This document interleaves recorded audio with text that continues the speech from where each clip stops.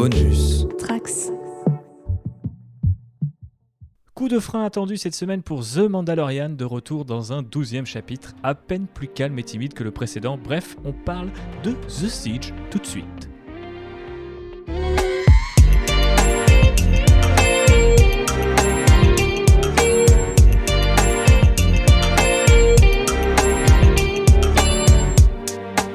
Mais avant tout, n'oubliez pas, enfin, si vous ne le savez pas, je vous le redis, mais ne l'oubliez pas quand même, Mandalockdown, c'est une émission 100% spoiler, donc si vous n'avez pas vu la première saison, ou même si vous n'avez pas vu ce 12e chapitre, eh bien il est encore temps de monter dans votre TIE Fighter, votre X-Wing, ou même de vous emparer d'un petit jetpack mandalorien pour filer loin d'ici et écouter ce podcast plus tard. Cette précision étant faite, je salue aujourd'hui mon cher copilote Jean-Baptiste, qui est de retour après avoir été remplacé par Benji la semaine dernière. Comment vas-tu, JB ? Bah écoute, ça va bien. Je sais pas si on a gagné ou perdu au change dans l'histoire, mais en tout cas, on revient avec le cast original dans l'épisode et aussi dans le podcast. C'est bien fait.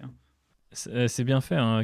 C'est un peu comme si on l'avait vu en avance et que du coup on avait pu le prévoir. Non, c'est du hasard. Avant que vous imaginiez que Disney nous avait envoyé les 4 premiers épisodes avant tout le monde. Non, nous faisons comme vous, nous levons le vendredi, nous évitons les spoilers et nous essayons de regarder l'épisode le plus tôt possible. Ce fut le cas de Phobos qui l'a regardé en petit déjeunant ce matin. Comment ça va, Phobos ? Eh bien écoute, ça va très bien. C'est sûr ? Oui, pourquoi ? Ok, non mais parce que je sais pas, j'ai senti une forme de déception dans ta voix, mais peut-être que tu vas nous l'expliquer tout de suite dans notre tour de table quant à ce qu'on a pensé de cet épisode réalisé par Carl Weathers, qui reprend son rôle de Greef Karga d'ailleurs à l'écran, comme JB le faisait remarquer. Donc voilà, Phobos, la parole est à toi. Qu'as-tu pensé de ce 12e chapitre, 4e épisode de cette saison 2 ? Voilà, dis-nous tout. Eh bien, écoute, effectivement, petite déception. Jusqu'ici, j'étais vraiment très très emballée par les 3 premiers épisodes.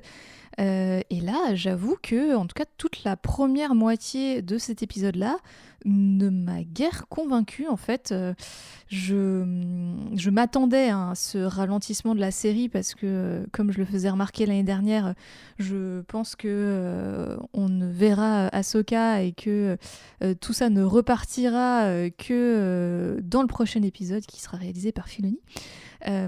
Donc j'avais pas d'attente particulière. C'est pas si sur le prochain épisode sera réalisé par Filoni. Je ne crois pas que ça ait été encore annoncé officiellement. Donc on peut bah, peut-être ce encore sont avoir les une rumeurs surprise. en tout cas. Ouais, il y avait une liste de réalisateurs qui tournaient avec le nom des réalisateurs pour les prochains épisodes, mais elle a jamais été vraiment confirmée en fait. Ouais. Mais bon, après, c'est ce qui semble logique par rapport à ce qu'on a vu jusqu'à présent. Et puis, comme on le laissait entendre la semaine dernière avec Benji, justement, on s'attendait, comme tu le faisais remarquer, Phobos, à ce qu'il y a un petit détour avant notre cher Ahsoka Tano, puisque le nom a été lâché la semaine dernière. Ok. Est-ce qu'il y a des trucs que tu as quand même aimé dans cet épisode, ou est-ce que tu voulais terminer sur un truc que tu n'avais vraiment pas aimé ? Il y a quand même 2-3 trucs qui m'ont un petit peu dérangée. J'ai trouvé que la réalisation était un petit peu plate, quoi. Elle était pas forcément à la hauteur, notamment dans les combats dans les couloirs de la base. Voilà, il y a plein d'enchaînements avec ces chères transitions PowerPoint. Alors j'ai rien contre elles, mais c'était un peu dur. Là elles étaient vraiment très rapprochées et du coup ça donnait un effet assez bizarre. Et j'ai trouvé que il y avait une énergie qui fonctionnait pas trop entre les personnages, notamment avec l'ajout d'un personnage secondaire, voire tertiaire, qui est pas très bien géré, malgré le fait qu'il a une tête plutôt marrante. Donc voilà, j'étais un petit peu déçue, et j'ai trouvé qu'il y avait un petit peu aussi, presque un certain manque d'ambition dans l'imaginaire qu'on déploie. Je pense notamment à la très courte scène qui se passe dans l'école où c'est vraiment une classe américaine de nos jours qui est transposée dans Star Wars et ils ont remplacé le prof par un droïde et punto quoi. Donc je trouve ça un peu dommage. D'ailleurs on voit à la fin de l'épisode des concept art qui avaient l'air un poil plus intéressants que ce qu'on a vu. Faut le dire vite quand même. Hein. Donc voilà. Mais c'est vrai que c'était pas exceptionnellement original comme école. Après, les gens ont l'air de pouvoir manger pendant les cours, et ça, c'est déjà un plus. JB, est-ce que tu veux bien nous résumer ton avis sur cet épisode ? Est-ce que toi aussi, tu as été déçu ? Est-ce que toi aussi, tu as trouvé la réalisation de Carl Weathers, qui signe d'ailleurs ici sa première réalisation, comme Dave Filoni à l'époque pour l'épisode... c'était le pilote, il me semble. Du coup, qu'est-ce que tu en as pensé ? Ah, je vais pas être aussi catégorique que Phobos. Il y a des éléments de l'épisode que j'ai trouvé pas terribles, mais qu'on peut imputer au fait que c'est la première réalisation de Carl Weathers. Il y a aussi le fait que, et ça je pense que ça joue beaucoup, que c'est quelqu'un d'un certain âge maintenant et qui a découvert Star Wars, je pense, qui a pas grandi avec en fait, tu vois. Star Wars, c'est quelque chose qu'il a vu, il était déjà âgé, il était déjà adulte, je sais pas exactement quel âge il a, mais je pense pas qu'il avait 5 ans en 77, tu vois.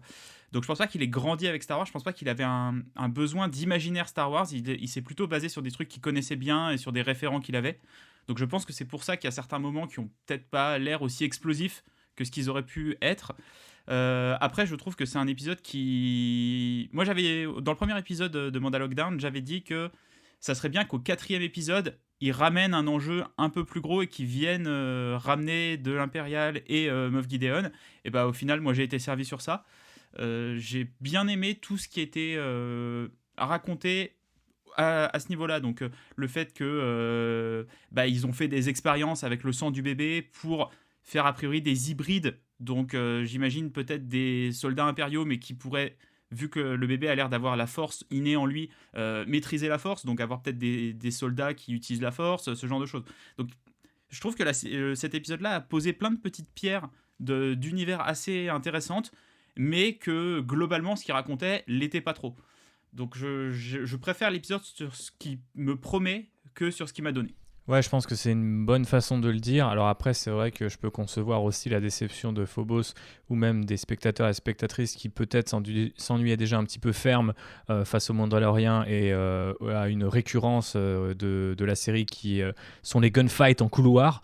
Donc déjà, avec moins de dynamisme ou beaucoup plus de coupes, c'est quand même pas très très intéressant. Donc effectivement, il y a de la répétition de ce point de vue-là.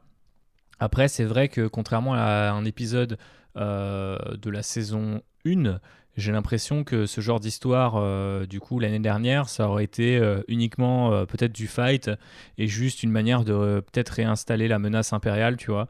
Maintenant, ça a été fait et comme tu le dis, JB, on utilise quand même déjà plutôt la suite. Alors après, est-ce que ça sera développé dans The Mandalorian? On reviendra un petit peu sur cette question plus tard dans l'épisode, ou est-ce que ça sera, je sais pas, infusé dans d'autres séries? On le verra, là, ça, à l'avenir nous le dira de toute façon. Mais c'est vrai que c'est plus intéressant de se poser la question sur ce qui nous est promis que ce qui nous est montré, comme tu le résumais si bien, mon cher JB. Après, c'est vrai que l'action est plutôt cool quand on sort, on va dire, de la pure réalisation et qu'on arrive du côté des effets spéciaux. Je trouvais notamment toute la course-poursuite en char, un peu à la Indiana Jones et la dernière croisade, était assez cool. Et le tout bref dogfight qu'on a entre le Razor Crest et les TIE Fighters, je trouve assez bien foutu aussi, quoi. Donc, c'est juste des espèces de petits moments comme ça où t'en as pour ton argent et quelque part, même si encore une fois on pourra souligner un certain manque d'ambition dans l'imaginaire ou dans la réal, on en a au moins, j'ai l'impression, pour notre argent. Peut-être pas pour notre temps, parce qu'il y a des gens qui vont trouver que 40 minutes c'est pas assez, il y en a qui vont trouver que c'est déjà trop long, mais c'est vrai que en saison 1, j'ai l'impression quand même qu'ils gardaient les choses à un niveau très minimal, alors que là on peut commencer à faire décoller un char, 4 motojets, 3 TIE Fighters et à se mettre sur la tronche. Donc ça c'est plutôt cool, sans même parler des éléments de mythologie sur lesquels on reviendra effectivement. Après, pour revenir sur la question de Carl Weathers et rebondir sur ce que disait Phobos, c'est un peu toute la question, c'est-à-dire Filoni qui fait ses armes sur cette série-là, on sait qu'il a un avenir sur Star Wars. Carl Weathers, du coup, pour te répondre, JB, il a 72 ans, son avenir sur Star Wars, il me paraît forcément un peu plus limité. Sans vouloir être méchant avec le gars que je trouve d'ailleurs génial, et je me souviens que quand on avait parlé à l'époque dans Outrider de la célébration où il avait fait son apparition sur scène, il était à fond quoi, et on avait envie de le suivre dans ce délire, et j'ai toujours envie de le suivre sur ce délire. Je trouve ça cool en plus qu'il puisse lui donner cette opportunité, mais d'un autre côté il y a toujours ce côté, enfin l'envers un peu ou le revers de la médaille, c'est quand même de se dire bon, est-ce que sur une série live action on peut permettre à des gens qui n'ont jamais réalisé de leur vie tu vois, de leur filer 40 minutes d'épisode, même si fondamentalement toutes les séquences effets spéciaux c'est plutôt ILM qui réalise, mais du coup ça donne ce côté peut-être un peu presque Marvel Studios, en mode tu donnes à des gens qui n'ont pas forcément l'expérience de ces grosses productions 2-3 scènes entre les personnages et tout, des trucs qui peut-être ils connaîtront mieux, il ou elle d'ailleurs, mais niveau action on laisse ça aux effets spéciaux, et du coup dès que ça bagarre un peu avant ces effets spéciaux c'est quand même relativement cheap, comme tu laissais entendre Phobos. Mais bref, revenons un petit peu sur les détails en particulier, puisque je voulais du coup avoir ta théorie JB. Tu as commencé à nous expliquer, je pense, un petit peu là où tu vois aller le show. Tu nous parles d'hybride. Est-ce que tu peux un peu me détailler cette théorie-là et qu'est-ce qui t'a fait penser à ce genre de choses? Ils ont posé les bases dans l'épisode 9 de la technologie site, de clonage, de machin. Donc, c'est bien de revenir un peu là-dessus, de reparler de ça. Dans la première saison, il y avait eu ce médecin on avait compris qu'il avait fait des expériences sur le bébé.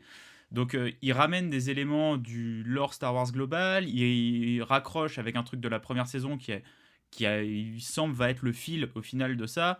Je sais pas comment ils vont raccrocher Ahsoka à ce truc-là, mais quand je vois ça, j'ai peur que en fait le fil de la saison soit un peu cousu de fil blanc, dans le sens où tu te dis bah voilà, il va y avoir des super méga Stormtroopers et Ahsoka, ça va être le Deus Ex Machina qui va venir tout résoudre et un peu balayer tout ça.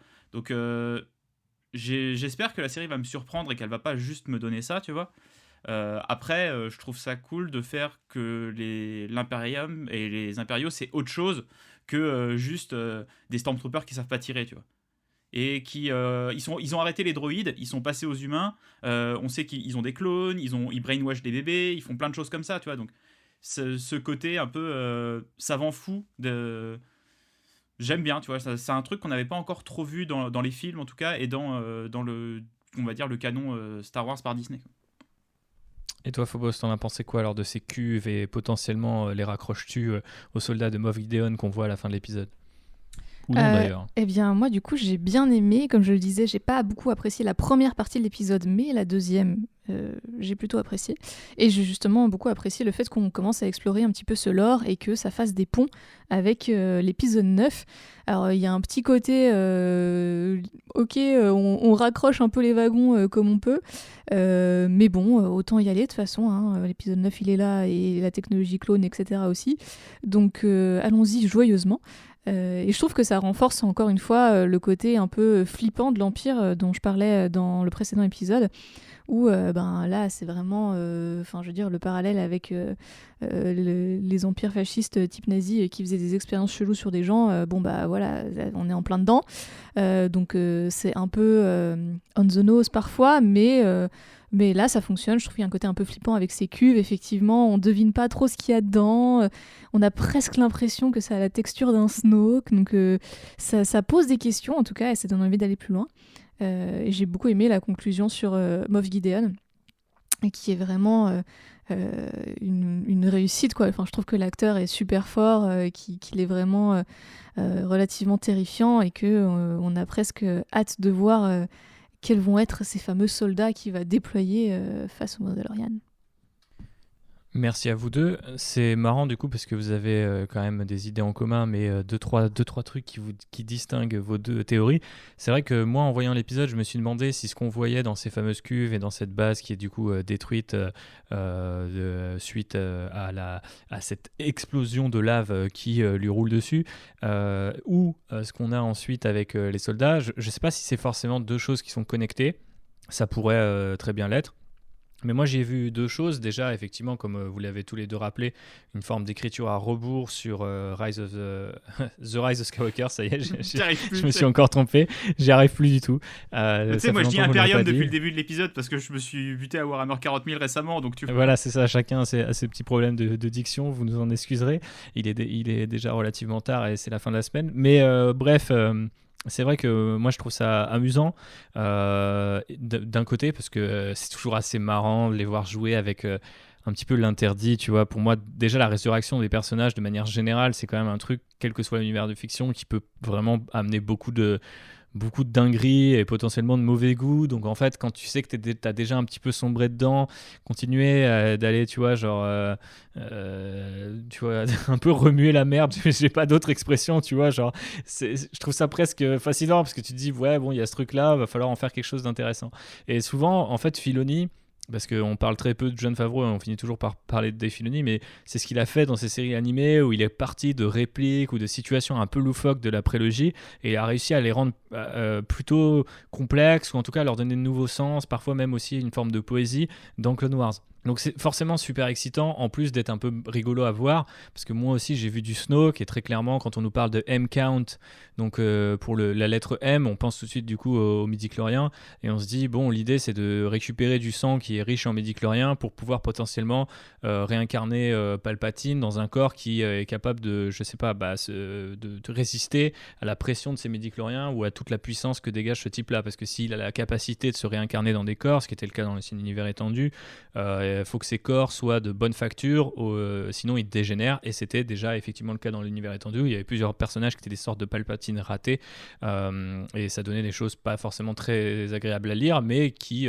sont des curiosités que The Mandalorian va pouvoir canoniser. Ça, c'est toujours assez marrant de le voir, parce que ça appuie aussi avec une certaine légitimité. Ça, c'est Benji qui le disait la semaine dernière avec Bo-Katan en live action, qui tout de suite paraît plus légitime que si elle n'apparaît que dans les cartoons. C'est un petit peu dommage, mais c'est vrai. Et là, c'est un peu la même chose pour des concepts tirés de l'univers étendu.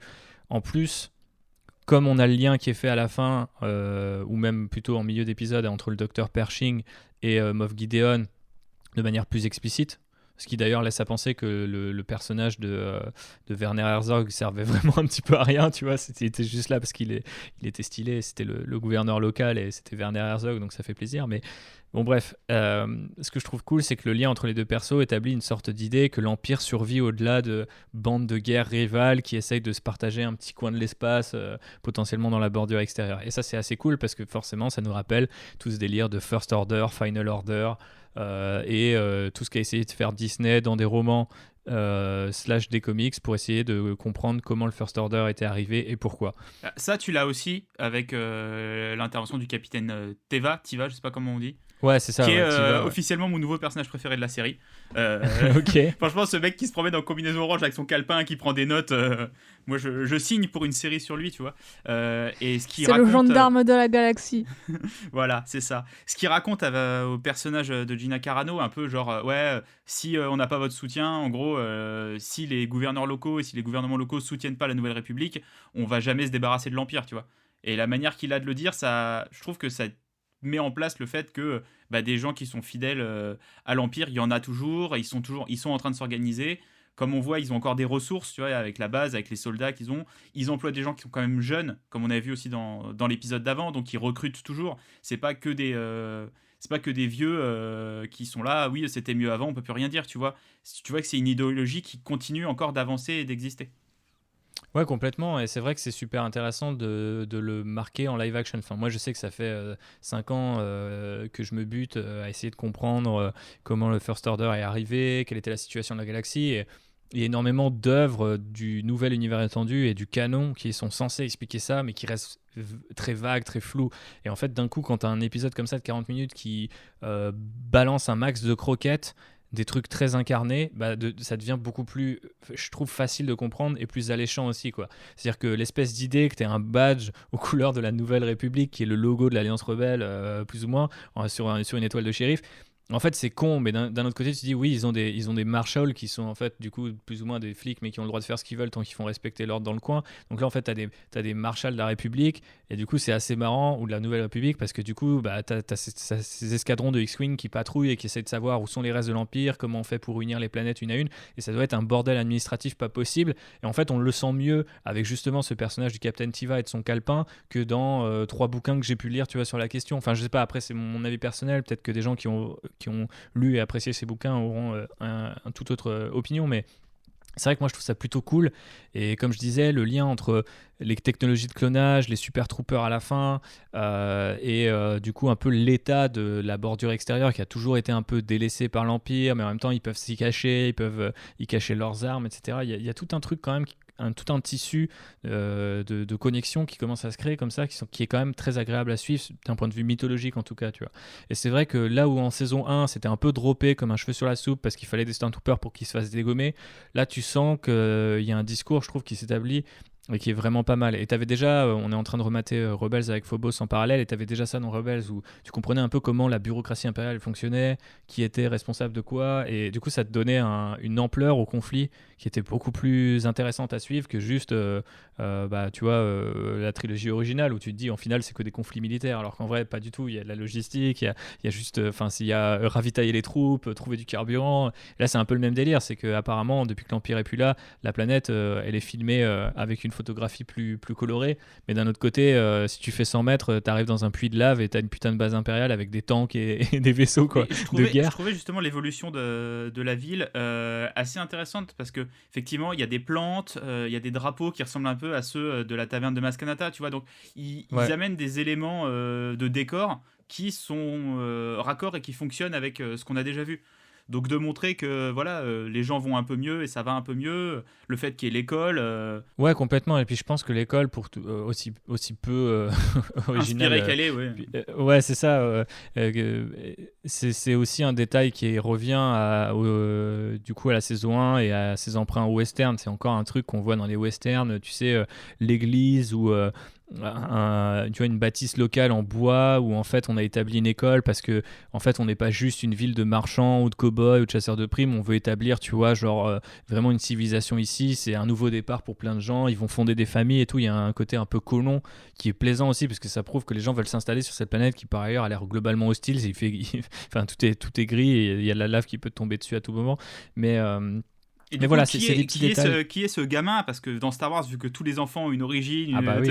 après le Broom Kid, il y a le Oreo Kid. Tu vois, je veux savoir ce qui va lui C'est ça. arriver à ce gosse. C'est le macaron kid Voilà. même, hein, je crois, hein. Franchement, attention, c'est luxueux hein, ce qu'il bouffe. C'est le petit-fils caché de Kenobi. Bah forcément, Voilà. c'est obligatoire. Non, mais du coup, pour terminer aussi sur la question du coup de cet empire qui résiste ou qui mute un petit peu vers potentiellement des différents courants aussi, parce qu'on revoit, outre le docteur Pershing, on revoit des uniformes de type qui sont amenés à manipuler, qui sont plutôt des scientifiques, et on termine effectivement sur un certain nombre de soldats qu'on imagine un petit peu précieux, puisque c'est Moff Gideon en personne qui les passe en revue. Ils sont dans des espèces, pas de cuves, mais on dirait qu'ils sont un peu rangés dans des cases, immobiles. Est-ce que ce sont des humains? Est-ce que ce sont des cyborgs? Est-ce que ce sont des droïdes? Personnellement, le look me rappelle énormément du coup les Dark Troopers, qui sont un truc de l'ancien univers étendu.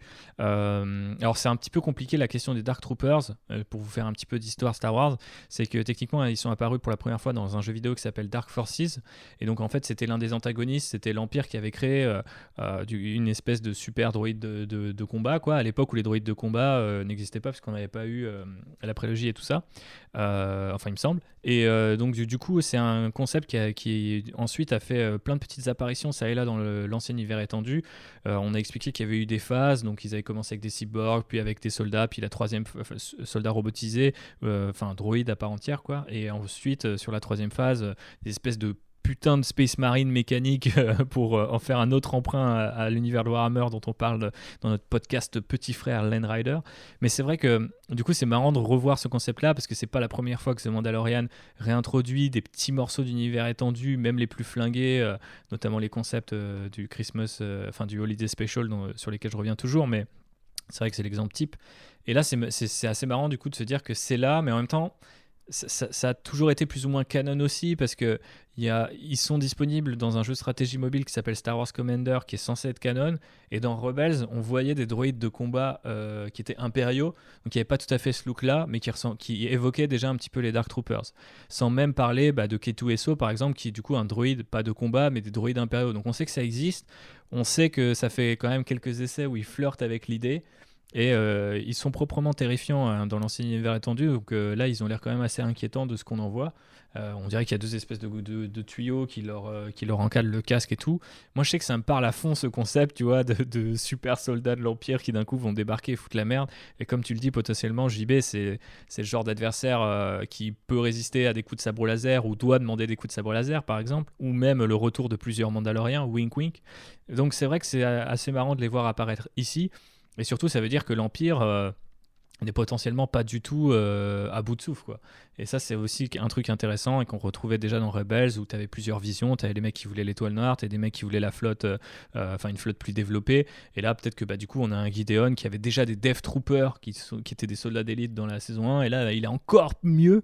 Donc, on se demande où il trouve ses finances, mais très clairement, il a un ministère et un gros budget derrière lui. Surtout que tu peux te dire que vu que l'épisode 9 a ramené Palpatine et l'a laissé, en fait, il est jamais mort, il a toujours été là caché, tu peux très bien te dire qu'en fait, c'est l'Empire, même s'il s'effondre, entre guillemets, politiquement, il est toujours présent. Le First Order, il met du temps à se mettre en place, mais il y a quand même des gens qui le soutiennent derrière. Donc c'est pas étonnant qu'il y ait, on va dire, des brins de l'Empire qui survivent comme ça. Après, ce qui pourrait être intéressant, c'est de les voir s'affronter entre eux, par exemple. De voir deux bandes de l'Empire qui sont pas d'accord l'une avec l'autre, ou ce genre de choses. Des impériaux qui peuvent peut-être, je ne sais pas, s'allier aux Mandalorian, tu vois. Et dans un truc peut-être un peu moins une transition, que je sais que dans Rebels, il y a un personnage qui finalement passe entre guillemets du côté de la rébellion, et avoir là quelque chose d'un peu plus gris avec des mecs qui disent bah non, nous on est fidèles à l'Empire, par contre eux ils sont pas fidèles à l'Empire, donc on va les buter avec toi, par contre après tu restes pas avec nous sinon on te fait ta fête, tu vois. Alors quelque chose d'un peu plus différent.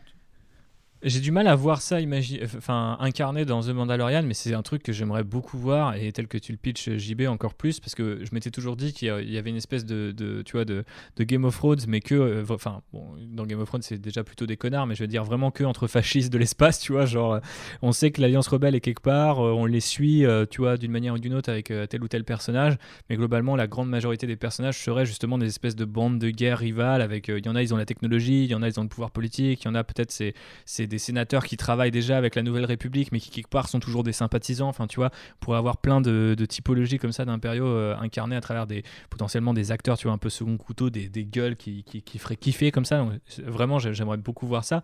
Ça serait marrant que The Mandalorian, du coup, comme un peu toutes les séries de Filoni, encore une fois, nous en disent plus, malgré lui, sur l'état politique de la galaxie que des bouquins ou des comics qui ont été créés pour nous en dire plus, justement. Est-ce que toi, Phobos, ça te parle, cet aspect-là, et est-ce que tu vois la série avancer peut-être potentiellement dans cette direction pour les saisons futures ? Je pense que s'ils veulent vraiment l'explorer, pour le coup, ça serait plutôt quelque chose à part. Après, ça peut servir de fond de décor, on va dire, à la série Mandalorian, s'ils veulent aller dans cette direction. Et oui, je pense que ça pourrait être intéressant de montrer en fait comment est-ce que le vieil empire, où on comprend qu'aujourd'hui ils sont quand même bien relégués au fin fond de la bordure extérieure, et certes ils ont des financements, mais bon, ça n'a pas l'air d'être non plus la méga folie. Comment est-ce qu'ils arrivent à renaître et à avoir de nouveau un impact politique en fait fort, et comment est-ce que surtout la République échoue à empêcher ça. Je pense que c'est hyper intéressant et pour le coup, il y a plein d'exemples dans l'histoire s'ils veulent explorer cette piste. C'est comment est-ce que une démocratie peut échouer en fait à arrêter la montée et la remontée d'un fascisme. Et ça, pour le coup, je pense que ça peut être hyper intéressant à explorer, même si ça peut être aussi un peu casse-gueule. Ouais, puis ça a l'air d'aller un peu à l'encontre, tu vois, des péripéties ou des enjeux qui sont majoritairement déployés par The Mandalorian, où on est très low-key, comme on dit en anglais, donc c'est vraiment des enjeux très limités en termes d'échelle et même conceptuellement. C'est-à-dire qu'on a Baby Yoda, on sait qu'il est très puissant dans la force, mais je veux dire, maintenant, c'est plus une sorte de running gag ou de MacGuffin, quelque chose. C'est pas vraiment un personnage incarné, ou c'est pas comme si le Mandalorian, lui, il avait conscience de l'importance que ça a, tu vois, au regard du reste de l'univers. Et forcément, quand tu parles du sort de la République, tu vois, ou de la Nouvelle République, ça fait tout de suite plus penser à la prélogie et un truc qui est beaucoup plus vaste, quoi. Mais ça pourrait être quand même assez amusant de voir The Mandalorian continuer à incarner ça via des petits personnages comme ce fameux Captain Tida. Enfin, moi, je sais que cet épisode-là en particulier m'a pas non plus saucé de ouf, mais c'est vrai que le nombre de petites pièces de puzzle qui sont posées permet de créer une sorte de headcanon ou ta propre histoire où tu te dis bah ouais en fait à ce moment-là on est 5 ans après la bataille d'Endor et en fait la guerre elle est pas vraiment finie et ils ont besoin de l'aide des cow-boys du coin et ils ont besoin de Marshall et l'Empire il se réincarne déjà sous d'autres formes et il y a des types qui potentiellement ont les moyens et les ambitions pour faire pire que Palpatine d'une manière ou d'une autre, tu vois, dans leur coin, à leur échelle. Si je trouve que l'épisode 3, celui de la semaine dernière, faisait beaucoup de clins d'œil au passé, avec ce qui s'était passé dans Rebels et dans Clone Wars, là, celui-là, il donne beaucoup de clins d'œil pour le futur, en fait. C'est un vrai épisode sur lequel on pourrait théorie-crafter pendant des heures, tu vois, à dire « Ah, mais ce truc-là, ça pourrait être ça pourrait être ci, ça pourrait être raconter telle histoire. » Alors que l'épisode d'avant, c'était vraiment il y a un trou, entre guillemets, dans l'histoire du personnage de Bo-Katan qui n'a pas été raconté. Bon, à un moment, Filoni, on le connaît, il viendra combler le trou, tu vois. Déjà qu'il a ramené son personnage là, il ramène Ahsoka, il ramène tous ses personnages. Et du coup, ça t'a pas gêné d'ailleurs la semaine dernière? Non, pas du tout, parce que moi, j'ai pas. Rebels, j'ai regardé 15 épisodes pendant le premier confinement, j'ai pas réussi à aller plus loin. Ouais. Non, Clone Wars, j'ai regardé 15 épisodes, ouais, c'est ça, et je suis bloqué à la première saison, et ça. Faudrait que je me penche sur ton guide là où tu as sélectionné genre 25 épisodes à regarder et ça suffit, mais j'avais un besoin complétiste que j'ai pas réussi à assouvir. Ouais. Mais ouais, non, moi ça m'a pas gêné. La série, je la regarde avec ma copine qui, elle, a pas du tout ces détails sur qui sont ces personnages là et sur les gros trucs de nerd sur nous, on passe nos journées à en parler, donc ça l'a pas dérangé non plus, tu vois. C'est marrant du coup que, comme tu dis, de faire la comparaison entre un épisode qui ramenait des persos tirés du passé, en même temps, enfin, on n'est pas non plus sur la trilogie originale, je veux dire, Bo-Katan c'est plutôt la fin des années 2000 du coup techniquement, alors après c'est vrai que ça paraît déjà vieux parce que c'était l'époque encore Lucas, etc., mais c'est vrai que c'est amusant de remarquer à quel point la série conjugue un peu comme le faisait déjà Rebels d'ailleurs. Je regardais cette série, je suis en train de vous préparer un best-of des meilleurs épisodes pour que justement vous n'ayez pas ce besoin complétiste que JB n'ait pas réussi à assouvir, mais je retrouve vraiment cette même saveur là de dire on peut passer du passé au présent au futur, il y a toutes sortes de combinaisons possibles. Il y avait ça dans Rebels quand Ezra allumait un sabre laser qui avait la forme de celui de Kylo Ren mais qui était vert, et en fait tout de suite les gens s'étaient mis justement à avoir une idée de mais en fait c'était un truc qui existait, un design qui existait déjà dans le passé de Star Wars et tout, et là on retrouve un peu la même chose en mode ouais mais en fait du coup l'Empire il en est là à ce moment-là, et je trouve que c'est super cool de voir ça sur écran avec les plus en live action parce que ça te donne envie, moi je trouve que ça me redonne goût justement à cette idée de comment ça va se passer, d'essayer de comprendre quelles sont les différentes factions, comment elles se sont succédées, un truc que j'insiste, mais des produits dérivés entiers ont essayé d'expliquer et ont plus ou moins échoué, ou en tout cas j'ai jamais senti ce niveau d'excitation ou de fascination que je peux avoir là en un épisode. Donc c'est que quelque part ça marche, et c'est super marrant de se dire que c'est un mec de 72 ans qui du coup justement est peut-être pas piégé non plus par sa nostalgie envers quoi que ce soit, tu vois, te permet de te projeter un petit peu dans le futur, voire même de revoir certains éléments de Rise of Skywalker à la hausse, parce que typiquement si on a toute une espèce de méta-histoire sur la réincarnation de Palpatine, je sais pas si on la verra dans un épisode de The Mandalorian ou une autre série Disney Plus dans le futur, mais ça pourrait être un truc assez kiffant. Après forcément il y aurait des trucs un peu pétés à expliquer, genre il est censé avoir une armée de Sith Troopers qui ont en gros la gueule des Troopers du First Order mais en rouge, alors que là on te dit que 25 années plus tôt environ, ils ont déjà des Dark Troopers, alors que du coup, tu vois, ça aurait pu être un moyen dans le film avec J.J. Abrams de réincarner les Dark Troopers sous une autre forme et une forme plus canonique, plus facile à comprendre. Mais non, ils ont choisi de refaire More of the Same. Vous savez pourquoi, on a un épisode de 4 heures où on en parle, donc vous pouvez aller revenir là-dessus si ça vous dit. Est-ce qu'on a fait le tour des trucs marquants de cet épisode, et auquel cas on se lance dans un listing des easter eggs et des caméos et des références, ou est-ce que vous vouliez ajouter quelque chose, Phobos, JB? Ouais, je voulais ajouter un petit mot sur Cara Dune et Gina Carano, parce que même si je déplore le fait que son personnage porte le même costume et voilà, bon, c'est correct dans l'épisode, mis à part ça, mais effectivement, pour ma part, le visionnage a été légèrement gâché par ce qu'on sait désormais sur Gina Carano, qui part en total roue libre sur Twitter, de sortie transphobe en sortie raciste. Donc voilà, il y a des rumeurs comme quoi elle va peut-être se faire blacklister sur les prochaines saisons. On verra, mais voilà, pour ma part, ça m'a un petit peu gâché le plaisir.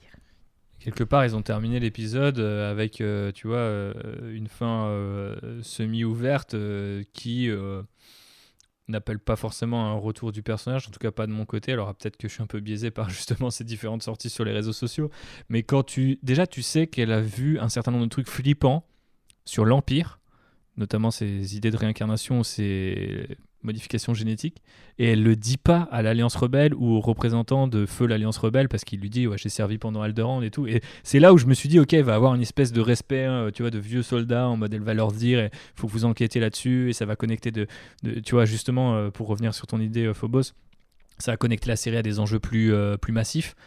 Et en fait, non, elle dit rien, et je trouve ça assez bizarre pour une ancienne meuf qui faisait partie des troupes de choc de l'Alliance Rebelle et qui éliminait justement les chefs de guerre impériaux. Donc ça paraît vraiment chelou. Enfin, je trouve qu'en termes de développement de personnage, j'ai trouvé ça assez surprenant. Et le fait qu'elle prenne pas vraiment le badge à la fin est aussi un excellent moyen pour te dire, en fait, Cobb Vanth est passé par là et il n'avait plus d'armure et il a décidé d'être marshal d'une autre planète, et donc maintenant à chaque fois qu'ils vont revenir sur comment c'est la planète Nevarro, et ben on aura un petit Timothy Olyphant à la place de notre cher Gina Carano, et voilà, on aura peut-être gagné au change jusqu'à ce que Timothy Olyphant se révèle être un néo-nazi. Bref, et on a hâte ou pas, mais non, bon, on verra bien. En tout cas, c'est vrai que on vous incite à vous renseigner aussi un petit peu voilà, sur les acteurs et vos stars favoris. Alors après, c'est vrai que c'est un truc qu'on a aujourd'hui quand on regarde une série ou un film, ou parce que les réseaux sociaux, parce que de moins en moins de choses sont cachées, parce que les informations nous arrivent très vite.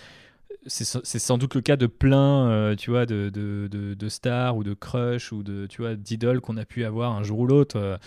Sean Connery est décédé récemment. C'est un monsieur qui a quand même, on le sait, eu des comportements envers les femmes qui étaient peu glorieux. Et pourtant, voilà, tout le monde l'a célébré pendant des dizaines et des dizaines d'années. Donc, je veux pas interdire aux gens de regarder la série s'ils aiment Gina Carano ou même la défendre. Vous faites ce que vous voulez, bien sûr. Mais c'est vrai que ça pose toujours un petit peu des questions quand on a une œuvre aussi politisée que Star Wars, qui est censée envoyer, en particulier dans cette époque-là, un message de l'Empire. Pas bien. Les restes de l'Empire, toujours pas bien. Mais la Nouvelle République, peut-être. Ah, les gars, on va leur tendre la main, on va prendre la petite étoile, et parce que voilà, on sera des cow-boys de la Nouvelle République. Ça, c'est cool. Qu'est-ce que t'en penses, JV ? T'as envie d'être un cow-boy de la Nouvelle République ? J'ai envie d'être un Wookie dans la Nouvelle République. Ah, mais ça peut oui, s'arranger. après, concernant les déclarations de Gina Carano, t'as deux choses. C'est quel est toi ton avis politique, et est-ce que les idées qu'elle a sont en raccord ou pas avec toi, et dans ce cas-là, tu as un avis politique sur l'actrice, et c'est totalement normal de ne pas vouloir voir d'œuvres dans lesquelles tu as des gens qui sont politiquement complètement opposés à tes valeurs. Et après, tu as aussi, du point de vue de Disney, qui doit quand même faire de la promotion avec ses séries, et tu sais que des acteurs qui prennent des positions politiques aussi tranchées que les siennes, parce que, comme tu disais, Phobos, au-delà de ses sorties racistes et transphobes, elle a aussi pris des positions au niveau des anti-masques, du complotisme. Là, elle est en train de fêter la victoire de Trump, alors que toutes les sources et les recomptes sont en train de se faire aux États-Unis, et c'est vraiment officiel qu'il a perdu, tu vois. Donc elle est dans toute une mouvance politique qui est quand même assez dangereuse, et je comprendrais aussi que Disney décide de la mettre sur le carreau par rapport à ça, tu vois. Donc moi, ça ne me surprendrait pas qu'on ne voit plus le perso. Et ben voilà. Je pense que c'est un excellent résumé que tu nous offres là, JB.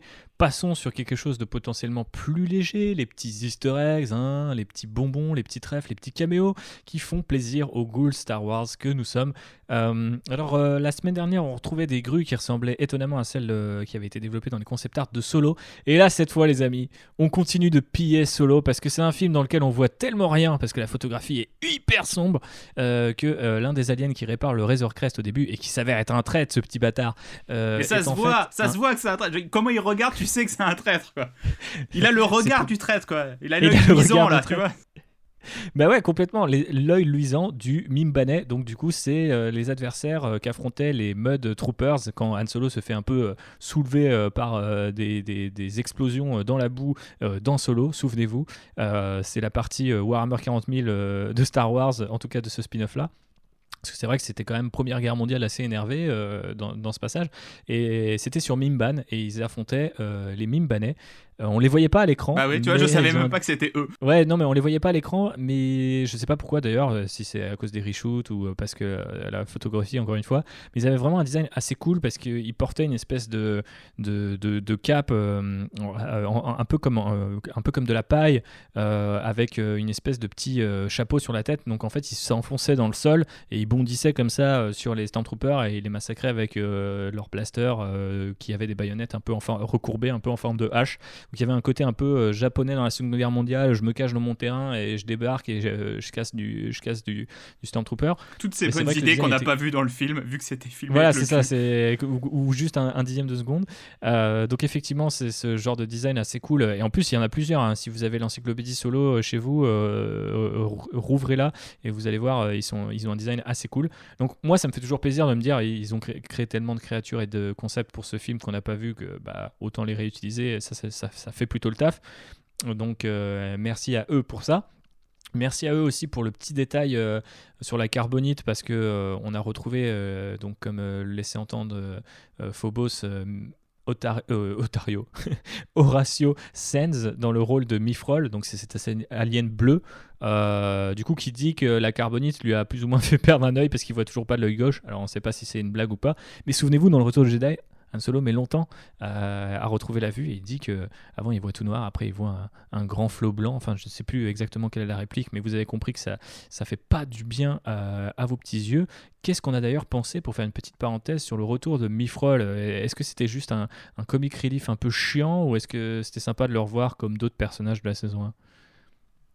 Non, il était extrêmement relou en fait. Alors oui, c'est la tradition des personnages un peu gaffeurs et comic relief de Star Wars, mais en fait ça marche pas quoi. C'est gênant. Il est un peu gênant tout le temps. Il nous montre encore une fois par contre que l'Empire est sacrément fort pour construire des ordinateurs là où il faut pas, parce que cette petite passerelle au-dessus de la lave, pourquoi mettre l'ordinateur à cet endroit-là? Mais bon, non, voilà, c'est marrant de le revoir et le truc de ah mais t'as 300 ans à purger donc tu bosses pour moi pour l'instant et tout ça, il y a des dialogues un petit peu sympas qui fonctionnent, mais le personnage en lui-même moi j'aurais préféré qu'il reste dans le Landspeeder à attendre, tu vois. Ouais, complètement. Phobos, un avis, t'avais l'air de dire que t'étais pas convaincu, donc je pense que tu vas pas sauver ce bon Mifrol, mais... Ouais, je suis pas convaincue, mais pour le coup je pense que ça tient pas forcément à l'acteur, mais plus vraiment au dialogue en fait. Ça, hein. Parce que en lui-même je le trouve presque sympathique, et en fait c'est plus le fait que le Griff soit hyper méchant avec lui tout le temps, et du coup on n'a pas, tu vois, il n'y a pas cette moitié d'empathie que tu as normalement avec un comic relief comme ça. Et j'ai trouvé que c'est pour ça que ça fonctionnait pas trop en fait. La dynamique dans le groupe fonctionnait pas, quoi. Ouais, il est vraiment juste là pour casser la dynamique, mais c'est quand même assez bizarre d'avoir ce personnage-là à ce moment-là.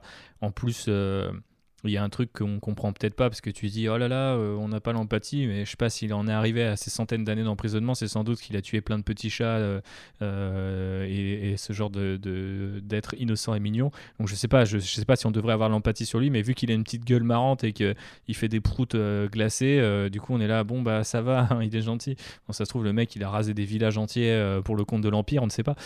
Donc je sais pas, on nous dit que c'est en gros un espèce de comptable un peu frauduleux, donc bon. Ça se trouve, il a pris l'argent et il l'a jamais rendu. Et il y a des gens qui sont c'est l'argent de l'Empire, c'est pas grave. Ouais, d'accord, ok. Moi, ouais, mais que les gens qui fassent des fraudes fiscales soient condamnés, moi je trouve que c'est une bonne chose, tu vois. Faudrait faire ça un peu plus chez nous. Est-ce que c'est un peu le Jérôme Carviel de l'univers Star Wars? Voilà, enfin une des vraies questions à bord de l'Outrider. Après Snoop Dogg est-il un Mandalorien et quel est le nom de Baby Yoda en français? Nous avons la question de la semaine. Voilà, est-ce que ce pauvre Mifrol méritait toutes ces années d'emprisonnement? Dites-le nous au 82121, tapez Mifrol au 82121. Voilà pour notre ami Alien Bleu. Un autre truc qu'on a retrouvé, outre les ordinateurs placés à des endroits très bizarres chez les impériaux, c'est les fameux cylindres. Ces espèces de petits cylindres métalliques argentés qu'ont les officiers de l'Empire depuis toujours, depuis Un Nouvel Espoir. Ils ont ça sur leur costume. Et dans les encyclopédies, quand on voulait faire le malin, on disait non mais en fait c'est des espèces de clés cryptées, ça leur permet d'ouvrir des portes. Mais je crois qu'on n'avait jamais vu ça en fait. Vraiment, Griff Karga qui prend le truc et qui l'utilise ensuite comme une clé pour ouvrir des portes. Est-ce qu'on avait déjà vu ça quelque part, Phobos? Parce qu'il me semble que même dans Clone Wars et Rebels, ça me dit rien. Alors, je suis clairement pas assez calée sur tous les produits dérivés divers et Comment variés. Mais comment oses-tu t'exprimer sur ce podcast dans ce cas-là? Ouais, je suis une fake geek girl. Hein. Bref, j'ai aussi remarqué que les landspeeders, du coup, bipaient comme des voitures quand tu les fermais. C'est le radar de recul. Tu vois. C'est ça, ouais. J'ai trouvé ça assez marrant parce que j'étais en mode genre, bon, c'est un cabriolet, tout le monde peut monter dedans, mais apparemment, ok, ça bip et ça se verrouille. Durant la scène de classe, on voit quand même, enfin, on entend parler de différentes planètes, pardon, parce qu'on ne les voit pas. Donc, on nous parle de Kessel Run et de sa tempête complètement folle. Donc, encore une fois, une connexion à Solo. Mais on nous parle aussi de la planète Chandrila, qui était la capitale de la Nouvelle République avant Osnian. Alors, en fait, d'après ce que j'ai compris, mais c'est pas très clair dans le nouvel univers étendu, il me semble que Chandrila est toujours la capitaine, oui, quelque part, c'est la capitaine de la République, mais c'est surtout la capitale, pendant que Osnian, en fait, accueille le Sénat en particulier. Donc, c'est un peu comme si, je ne sais pas, l'Assemblée nationale était en Corse, alors que la capitale resterait Paris. Bon, ça serait bizarre, vous êtes d'accord, mais on salue bien sûr tous nos amis de l'île de Beauté. Voilà. Et enfin... Ok, Jean-Pierre Foucault. Et oui, t'as vu, je l'ai terminé exactement comme Jean-Pierre Foucault, mais en même temps, c'est un peu je trouve que c'est un peu l'esprit de Mandalorian, tu vois. Jean-Pierre Foucault, c'est une bien belle balade sur Nevarro. Non, Avec mais ça, le c'est chute Jean-Pierre de lave. Pernaut, ça. Tu confonds tes putain, mais Jean-Pierre. merde, ouais, Ah ouais, mais complètement, je suis perdu, je suis du père. Bref, voilà pour cet épisode intitulé The Siege. D'ailleurs, un nom complètement claqué, puisqu'il n'est jamais question d'assiéger quelque chose, je crois. Ah non, mais le bon. siège, c'est là où il pose le bébé dans la salle de classe, tu vois. Ah ouais, pas bête. Ou alors c'est le siège du Landspeeder, tu vois, il y a plein d'interprétations possibles. C'est fou. Ouais, je suis même le pas sûr que ça Mandalorian. se dise comme ça en anglais, mais c'est vrai qu'effectivement, ton franglisme t'offre des pistes ici, mon cher JB, auxquelles je n'avais même pas pensé. Voilà, peut-être Et qu'en fait, justement, le nom traduit, c'est le tabouret, tu vois. C'est nul, mais c'est peut-être ça, en fait. Imagine, ce serait énorme sur Disney+, le tabouret. Ouais, ils ont 2-3 problèmes de traduction d'ailleurs sur Rebels, il y a 2-3 épisodes, ils ont des noms chelous en français. Bref, revenons sur ce qu'on attend, ou plutôt terminons sur ce qu'on attend du prochain épisode. C'est le petit moment théorie et wishlist pour finir ce mandat lockdown numéro 4. Et JB, je t'écoute dès maintenant. Eh ben, j'ai aucune idée de ce qui peut se passer la semaine prochaine. Je pense qu'on aura un épisode qui fera pas avancer l'intrigue, parce que ça m'étonnerait que, vu la menace qu'ils viennent de mettre en place là, elle soit résolue tout de suite. Donc, ils vont sûrement arriver sur la planète où est censé être Ahsoka, et il y a un mec qui va lui demander de faire quelque chose pour lui, et il va l'aider, comme il fait à peu près dans tous les épisodes, tu vois. Mais je pense que ce sera pas un épisode qui fera avancer l'intrigue. Donc c'est peut-être un épisode qui se permettra d'être un peu concept, comme on avait vu l'épisode 2 par exemple, de réinterpréter un genre cinématographique. Je sais pas du tout. J'ai vraiment vu la fin de l'épisode, c'est très très compliqué de s'avancer sur la suite, quoi. Ok, Phobos. Eh bien, effectivement, si ça se confirme et que le prochain épisode est bien réalisé par ce cher Filoni, j'espère qu'on apercevra quand même Ahsoka Tano. Et que, alors elle sera peut-être là vraiment genre en mode reveal de fin, cliffhanger de ouf, mais j'espère que ça avancera un petit peu et qu'ils ne feront pas traîner le truc jusqu'à la fin de la saison, quoi. Je trouverais ça un peu dommage. Je pense que les taux commencent pas mal à se resserrer. Notamment avec cette histoire de tracker, parce que tu sais, ils auraient très bien pu dire ouais, en fait, on a repéré le Mandalorian à cet endroit-là, tu sais, t'aurais pu avoir un espion dans la foule, un peu façon The Force Awakens et tout, et on sait pas où il va, tu vois, pour faire encore durer un peu le suspense. Mais là, très clairement, pour moi, l'épisode prochain, si y a Tano, c'est tout de suite, un peu comme on a eu Bo-Katan tout de suite quasiment dans l'épisode, et le cliff, c'est Gideon qui arrive et qui est là aussi, tu vois, parce que je vois pas comment ils peuvent justifier même un épisode. Ça me paraît chaud de dire ouais, alors du coup on va te faire attendre, Tano, encore un épisode, et puis au fait les impériaux ils viendront pas à cet épisode là, ils viendront à l'épisode encore suivant, et tu te dis genre bon, un peu au bout d'un moment, si les mecs ils connaissent la localisation du Razor Crest, normalement ça prend pas très longtemps à venir d'un bout à l'autre de la galaxie avec des vaisseaux qui voyagent en hyperespace, à moins que on nous apprenne que l'Empire ne voyage plus en hyperespace parce que du coup c'est plus discret ou quoi, tu vois. Il y a plein de manières de faire effectivement durer le plaisir ou la frustration selon là où on se place. Mais on verra bien. Après, ce qui est assez cool quand même, je trouve, avec cette saison pour l'instant, c'est que même si l'épisode 2 était vraiment pour le coup, comme JB le rappelait, dans l'exercice de style, il allait plus loin, et j'ai l'impression que tous les autres épisodes quand même suivaient ce fil rouge un minimum, voire le densifier, quitte à le coudre de fil blanc, comme disait JB. Donc là, on file la métaphore. Et donc, vous voyez le fil blanc et le fil rouge qui s'entremêlent. Le fil bleu et le fil rouge. Et après, quand tu les touches, tu t'électrocutes. Pas mal cette scène d'ailleurs. Moi, j'ai trouvé très marrante. Mais un père très peu responsable par ailleurs. Mais non, mais je trouve qu'effectivement, ce fameux fil rouge se densifie quand même. C'est cool d'avoir à grignoter sur un point de vue mythologique. Moi, c'était vous pouvez réécouter l'épisode qu'on a fait avec Bastien et Happy sur la saison 1, mais j'avais vraiment l'impression qu'on restait sur notre fin, tu vois. On était là, ok, c'est cool de temps en temps d'avoir des trucs un peu mignons et un petit peu de mythologie, mais il faudrait que ça aille plus loin, que ça touche à des sujets plus importants. Après, voilà, est-ce que ça va pas casser, tu vois, le charme et l'intérêt de The Mandalorian auprès du grand public? C'est ça aussi un petit peu la question. Je vois déjà pas mal de journalistes américains dire que ouais, si ça part dans le délire avec Ahsoka Tano, avec l'avenir de la Force, l'avenir de la Nouvelle République, les restes de l'Empire, moi ça m'intéresse moins que juste regarder, tu vois, Baby Yoda être sauvé par un Mandalorien tous les épisodes. Moi personnellement ça m'intéresse plus, et Filoni encore une fois est connu pour monter en puissance avec les saisons, donc je pense qu'on se dirige plutôt vers ça, et on espère vers un épisode 5 en tout cas très cool, mais on le débriefera la semaine prochaine avec un invité, et ça sera sympa, n'est-ce pas mon cher JB? Ouais, tu vois, tu dis les gens, le grand public, il a peut-être pas envie d'histoire de la Force, d'histoire de machin. Le grand public, tu lui aurais dit à la saison 1 de Game of Thrones, non mais tu vas voir, il y a des zombies et des dragons, il aurait pas regardé. Parce que ouais, la première saison, si tu reprends Game of Thrones, la première saison, c'est que de la politique, et la menace, elle arrive qu'à la fin.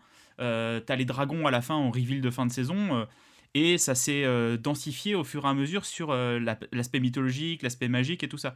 Je pense que The Mandalorian peut faire pareil, tu vois, peut ramener tranquillement des concepts très filonesques, tu vois, pour suivre le fil rouge. On est pareil, tu vois, on va amener des trucs au fur et à mesure, un peu plus de force, ramener des Jedi, et peut-être connecter avec d'autres choses.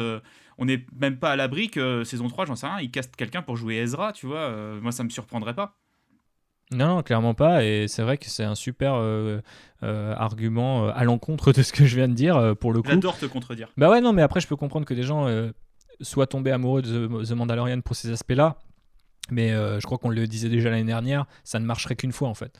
Donc le risque de continuer et de faire toujours un peu la même chose, c'est aussi de diluer un petit peu notre amour pour la série en premier lieu, et au contraire construire sur ces fondations-là qui ont embarqué le plus de gens possible. C'est justement, comme tu le rappelles JB, l'occasion de faire découvrir potentiellement à une nouvelle génération, alors pas au sens justement, je sais pas, une tranche d'âge, mais peut-être juste, tu vois, une nouvelle génération au sens un nouveau public qui jusqu'à présent s'intéressait pas tellement à Star Wars, ou avait pas capté qu'il y avait une mythologie aussi dense à se mettre sous la dent, quoi. Et ça, moi je suis toujours pour, et de toute façon c'est l'ambition de l'Outrider aussi, de vous faire partager cet amour-là, puisque on a un épisode justement par exemple sur l'école. Notre épisode 8, c'est sur l'école au sein de Star Wars, donc vous voyez, on peut aller très très loin dans cette galaxie, et on vous remercie d'ailleurs de nous suivre à chaque épisode dans ce délire-là. Un petit peu d'actu, Phobos, JB, où est-ce qu'on peut vous retrouver en tout cas sur les réseaux sociaux? Phobos, ça fait des cosplays Star Wars en ce moment ou pas? Non, pas spécialement du Star Wars, mais donc vous pouvez me retrouver sur Twitter à HiPhobos, sur Instagram Phobos Cosplay, et maintenant même sur TikTok à Captain Phobos, parce que Phobos Cosplay c'était déjà pris, donc c'est pas moi sur TikTok. 3 réseaux sociaux, 3 handles différents. Exactement, parce que je suis une quiche en marketing, voilà. JB, toi, est-ce que tu as plus de handles, plus d'actu, plus de réseaux sociaux? Non, moi c'est comme d'habitude, JB Balier sur Twitter et sur Insta. On se retrouve dès la semaine prochaine pour un Menda Lockdown. Utilisez le hashtag, mettez-nous des étoiles, n'oubliez pas de nous soutenir sur les réseaux sociaux, c'est important. Et on a même une petite surprise en plus la semaine prochaine avant notre épisode 5.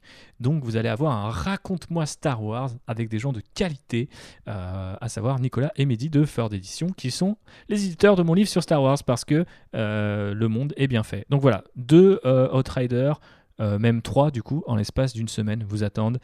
On ne pourra pas dire que vous n'êtes pas chouchoutés en cette fin d'année, et on remercie en direct ou en différé notre ami JB pour ses efforts en montage. Voilà. Bah merci, mais c'est un plaisir de le faire, tu vois. Il le dit, mais il a quand même l'air fatigué, donc vous pouvez aussi le remercier sur les réseaux sociaux. C'est l'homme de l'ombre qu'il convient de saluer à tout moment. Donc JB, je te salue, je t'envoie de la force, je te fais des bisous et je vous fais à toutes et tous, auditeurs et auditrices, des bisous également. On se retrouve la semaine prochaine pour débriefer l'épisode 5 en compagnie d'invités de marque. Bisous. Gros bisous. Bisous.